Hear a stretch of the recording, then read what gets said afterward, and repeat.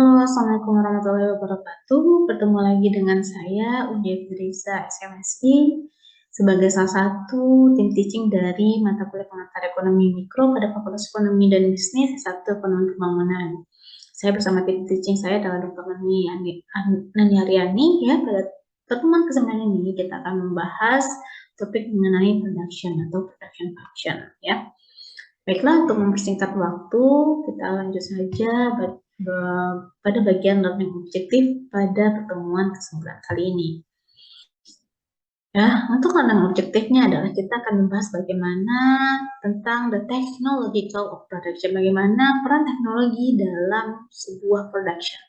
Lalu bagaimana apabila production tersebut with one variable input, apabila production itu kita hanya menggunakan satu variable input, yaitu dengan labor, ataupun kita akan mengkombinasikan production with two variable input, dimana sini adalah labor dan capital. Oke. The technology of production. Yeah. The technology of production. The production decision of firms. Yeah. The production decision of firms are analogous to the purchasing decision of consumers and can likewise be understood at the three step. Jadi pada dasarnya produksi itu ya adalah sebuah pilihan dari firms dalam menghasilkan suatu barang ataupun jasa. Ya, ada 3 step ya yang harus kita pahami ya dalam sebuah proses produksi. Yang pertama adalah production teknologi yang digunakan dalam produksi tersebut. Cost ya, cost constraint, bagaimana biayanya. Lalu input choice, bagaimana input yang kita pilih ya untuk menghasilkan output yang berkualitas nantinya. Nah, berapa pada dasarnya faktor of production ya atau faktor-faktor produksi itu ya, atau input itu ya pada dasarnya adalah terdiri dari labor, kapital, dan materials ya. Maka dari itu bisa kita tuliskan dalam sebuah persamaan atau equation di mana ya key itu quantity atau input itu ya adalah fungsi kapital ataupun labor ya. Nah, atau mungkin ada unsur-unsur lain seperti materials. So the production function show the highest output that a film can be produced for every specific combination of input. Jadi production function itu bisa memperlihatkan seberapa banyak ya output yang bisa dihasilkan dari kombinasi input tersebut. Input apa aja, ada labor, kapital, ataupun material lainnya, ataupun teknologi juga masuk ke dalamnya. Nah, bagaimana secara jangka pendek dan jangka panjangnya ya dari input tersebut ya. Secara jangka pendek atau short period of time in which quantity of one or more production factor cannot be changed. Jadi secara jangka pendek ya, quantity dari produksi itu tidak bisa input ya, kita punya input misalnya labor sama kapital ya. Secara jangka pendek hasil dari kuantitinya, outputnya itu tidak akan bisa berubah secepat itu ya, itu pada jangka pendek. Lalu fixed input, production factor that cannot be vary. Jadi input itu adalah input kita pilih yang tetap, berarti labornya sekian, kapitalnya sekian, yang sudah kita proporsikan sesuai dengan proporsinya masing-masing. Namun secara jangka panjang, long run, amount of time needed to make all production inputs variable. Jadi secara jangka panjang bisalah kita menambah inputnya ya, karena ini kita akan produksi secara jangka panjang. Ya, jadi begitulah perbedaannya antara input daripada jangka panjang ataupun jangka pendek. Nah, mari kita lihat bagaimana perbedaan dari production with one variable input ya. Hanya labor di sini dan juga 2 variable input. Kita masukkan misalnya kini kapital. Nah, kita lihat dari average and marginal product. Average product output per unit and average product itu adalah output per unit ya, dibagi the particle input. Sedangkan marginal product itu additional output that produce as an input is increased by 1 unit. Jadi ada penambahan output yang kita produksi ya, ketika kita menambah input kita adalah 1 unit aja gitu, mungkin labor yang kita tambah di sini. Jadi kita bisa rumuskan ya, di mana average product of labor itu adalah output dibagi labor input atau key output ada quantity ya, quantity dibagi L labornya. Sedangkan margin product labor karena perubahan dari output dan perubahan dari labor input atau delta I per delta L. Ya. Nah, di sini kita hanya satu input dulu ya, ada labor ya, labor productivity-nya. Kita untuk menghitung labor productivity-nya, kita bisa lihat average product of labor for an entire industry for the economy as whole ya. Jadi di mana productivity and the standard of living itu bisa kita lihat kita hitung dari stock of capital sama technological change-nya. Stock capital itu adalah total amount of the capital available for the use in production. Seberapa banyak sih modal kita bisa yang tersedia ya dalam memproduksi suatu barang. Lalu bagaimana perubahan teknologinya? Development of new technology allow the factor production to be used more effectively. Jadi perubahan teknologi ya, teknologi canggih juga akan membantu firms dalam memproduksi barang dan jasa menjadi lebih banyak ataupun lebih berkualitas. Nah, di sini ya, production with one variable input. Kenapa one variable input? Kita lihat pada tabel yang ini, amount of capital. Kita asumsikan adalah kapitalnya tetap. Yang hanya akan bertambah itu hanyalah pada sisi labornya saja.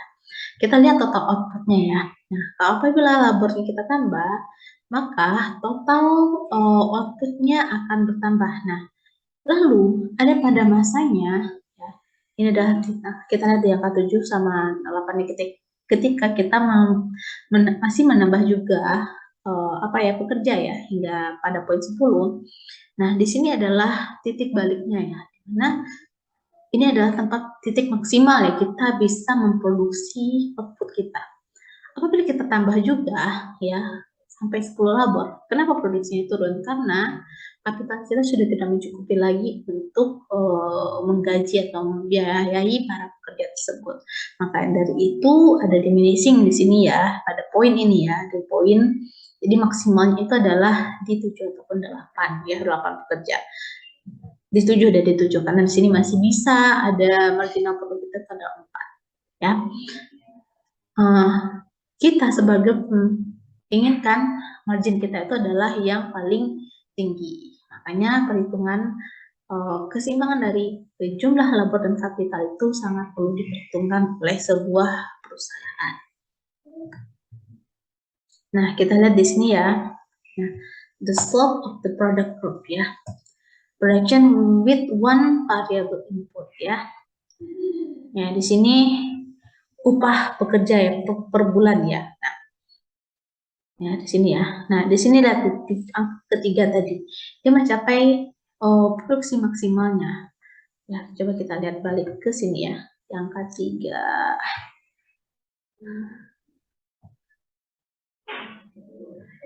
Selisihnya ya. Lihat deh, marginal produknya adalah yang tertinggi di sini ya 30.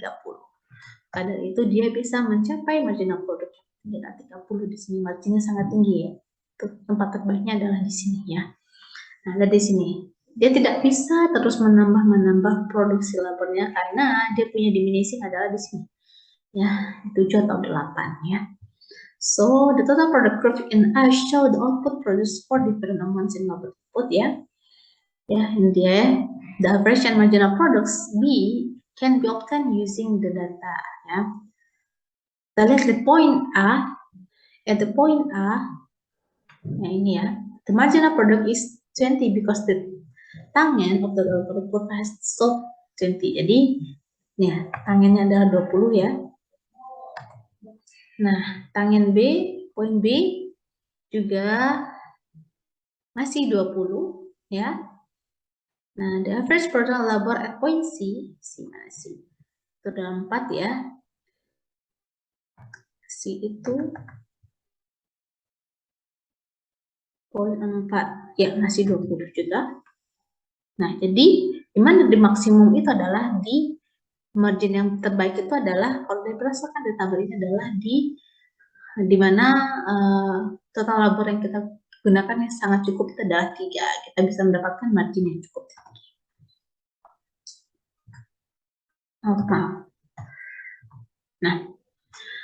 Nah, itu dia tadi the law of diminishing marginal returns ya. The principle that as the use of an input increase with another input fix, the resulting addition of output will eventually decrease. Ya, kapan itu terjadi? Kita kembali lagi ke tabel ini ya. Nah, kapan dia akan bisa menurun? Itu adalah ketika maksimalnya itu adalah labor yang kita gunakan adalah 7 ya. Nah, dia akan mendiminish itu pada poin 8, 9, dan 10. Ya. So, the labor productivity output per unit labor can increase if there are improvement in technology. Tapi, kalau tidak ada perubahan dari teknologi, perusahaan nantinya bisa dikatakan akan merugi ya. Nah, di sini ya. Udah deh. Ini masih boleh lah, masih boleh sampai 7. Nah, ini ya, kalau masih dia memaksakan pada poin C ya. As we move from point A ya, curve O, B, and curve O2 to C, over time labor productivity labornya increase ya. Kalau peningkatan jumlah pekerjaan terus meningkat, namun tidak dibandingkan dan tidak sebanding dengan output yang mereka terima. Tuh. Nah, lalu kita lihat bagaimana production with two variable inputs ya. Dari tadi itu kan hanya yang berubah adalah dari labornya saja. Di sini apabila juga kapitalnya juga ikut berubah ya, dan labor juga ikutan berubah ya, seiring dengan perubahan kapital, misalnya nih kita labornya awalnya 1, kapitalnya segini, labornya 2, lalu kapitalnya kita turunkan ya karena harus meng-hire labor ya. Seiringnya, maka kita akan dapatkan rata-rata adalah di quantity ya, quantity produksi kita adalah di 75 ya. So kan proof showing a possible combination of input that yield at the same of output ya. Apabila kita ingin output rata-rata 75, maka pasangannya adalah seperti ini ya. Ketika kita harus mengorbankan kapital kita demi menambah labor kita. So the second map to graph the combining a number of isochron use the describe of production function ya.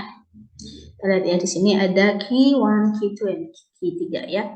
A set of isochron or isochron map describe the previous production function ya. Jadi pilihan mereka dalam menentukan seberapa banyak kapital ataupun labor. Output increase as we move from isochron key 1 ya. Mereka ingin menargetkan adalah produksi mereka kuantitinya di 55. Maka dari itu ya, possible ya, kemungkinan kapital dan labor yang bisa mereka gunakan adalah di poin A ataupun poin D ya. Bisa mereka memperbanyak kapital. Kapital di sini bukan hanya berupa modal barang ya. Teknologi juga termasuk sebuah kapital ya. Dia cukup menambah labor 1. Atau sebaliknya, mereka mengurangi kapital tapi labornya banyak. Boleh. Atau isokan kedua, mereka ingin menangkap produksi mereka yang ke 75 unit ya. Maka possible ya, kemungkinan ya perbandingan antara kapital dan labor yang bisa mereka gunakan adalah pada poin B. Ya. Lalu berikutnya apabila mereka ingin meningkatkan lagi produksi mereka ya, untuk mereka yang ke 90, maka the possible ya yang bisa mereka gunakan adalah kapital ataupun modal ya, adalah pada poin C ataupun poin E. Nah, mereka bisa lebih banyakkan kapital ataupun bisa lebih banyak menggunakan labor di sini. Nah, lalu production function ada untuk beberapa special case ya. Kita bisa buat fixed proportion production function ya, dimana kapital sama labornya itu kita tetapkan aja sama semuanya ya, anggap kapitalnya 1, labornya 1 ya. Itu akan menjadikan yang namanya fixed proportion production function. Production function ya akan berbentuk L shape ya, dari sebuah kurva isokan. So that only one combination of labor and capital can be used ya to produce each level of output ya. Jadi ini kita asumsikan adalah fixed proportion untuk production functionnya. Ketika the production functionnya sudah membentuk huruf L ya, bentuk huruf L atau shape L ya, maka ini bisa dipastikan adalah jumlah kapital dan labornya adalah sama untuk setiap unit produksinya gitu. Setiap penambahan angka dia ingin menambah kapitalnya sekian, dia harus juga menambah proporsi untuk labornya sekian ya. Karena dia ingin output yang dihasilkan adalah tetap ya, atau pertambahannya itu constantly ya, tetap ya. Oke. Baiklah, mungkin segitu saja dulu penjelasan singkat dari saya tentang the production dan mungkin beberapa faktor-faktor produksi yang mempengaruhi production function ya. Nah, jadi kesimpulannya, Preliminary Insights International Films itu ya akan sangat memperhitungkan ya inputs-nya ya untuk mendapatkan output yang maksimal ya. Ya, oke. Nah, biasanya pada persaingan yang sempurna, no single film has any control. Dia tidak bisa mengontrol harga mereka ya. Nah, jadi maka dari itu mereka harus ya memperhitungkan dari segi input mereka ya, dari segi input mereka dalam menghasilkan output yang maksimal.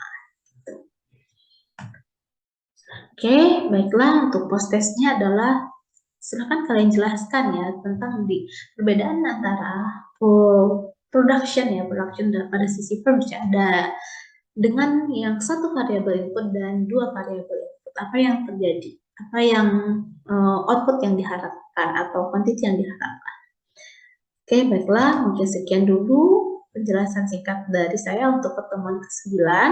Untuk pendalaman materi lebih lanjut kita bisa bahas di kelas nantinya, dan berikut adalah daftar referensi yang bisa dapat kalian gunakan dalam mata kuliah ini. Dan sekian dari kami, tim teaching mata kuliah pengantar ekonomi. Kami mengucapkan terima kasih atas perhatiannya dan salam jalan